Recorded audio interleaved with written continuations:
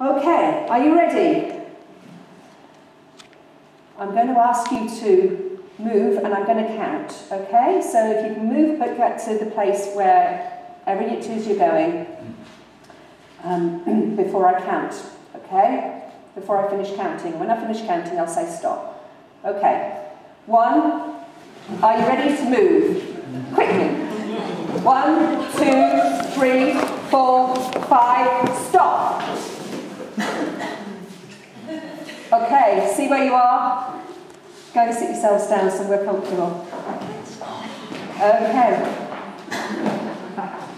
You know, why were you held up? We need to look at the things that prevent us from moving. We need to look at the things, you know, are you fit enough to walk with God? Chris talked on that a few weeks ago, and Chris has put it together in the back of the bulletin on being physically fit and looking at the Lord strengthening our spiritual backbone. You know, and I think we're looking at being physically and spiritually fit. So are you fit enough to keep walking with God? Are you tired and weary and you're thinking, oh, I've got to move again, you know, I'm just getting comfortable and I've just got to move again? Do you feel like you're running on empty? You know, there may be people in this room, in fact I know there are people in this room that feel as if they're running on empty. Are you prepared to make the changes that will get you fitter with God's help? I'm going to read to you from 2 Peter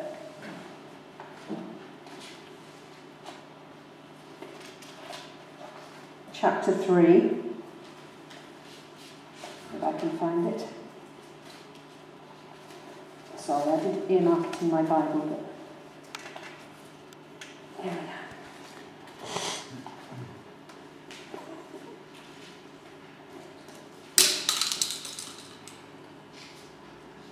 But the day of the Lord will come like a thief, in which the heavens will pass away with a roar, and the elements will be destroyed with intense heat, and the earth and its works will be burned up. Since all these things are to be destroyed in this way, what sort of people ought you to be in holy conduct and godliness, looking for and hastening the coming of the day of the Lord, because of which the heavens will be destroyed by burning, and the elements will melt with intense heat. But according to his promise, we are looking for new heavens and a new earth in which righteousness dwells. Therefore, beloved, since you look for these things, be diligent to be found by him in peace, spotless and blameless, and regard the patience of our Lord as salvation. You know, the Lord is delaying, not because he just delights in delaying, but he actually wants that none should perish. He wants us to be, everybody to be part of his kingdom. That's his desire, but he's given us free will, and it's people's choices. It's our choice. What are you going to choose? Who are you going to choose today? And if you're feeling tired, and if you're feeling weary, you know, what do we need to do? What do we need to do to kind of get ourselves back on track with the Lord? Get ourselves ready to make the next move, ready to do the next thing. Okay. The first thing we need to do is to have faith. And, you know, really it's very interesting because the devil believes, doesn't he? The devil believes in God. Yeah. Yeah. So, you know, there's got to be something different about just believing in God. It's, you know, it's faith without works is dead. Okay, so we need to be doing works, but not according to having to fulfill certain criteria so that we are saved. Let's be very clear about this. You know, the Lord, when you've asked him into your heart, you know, you are saved. Because whoever believes in me will be saved. But we want to do those works and increase our faith. Why? Because when you're engaged to somebody and you love them, you want to do things for them. You want to do things with them. And this is part of it. And we do things because we want to, and because we want to love him and we want to bless him, not because we're trying to fulfill the law and doing things that we have to do.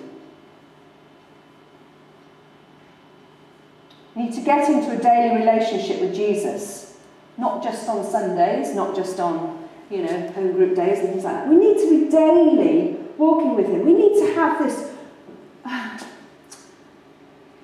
again, when you're engaged, you just want to be with somebody all the time, don't you? You want to know what they think about things. Ask the Lord, what do you think about that? Oh, look at that lovely piece of tree. You're so great, the way that you've made that tree. It's just so beautiful. Start to really involve him in every aspect of your life and everything that you're doing.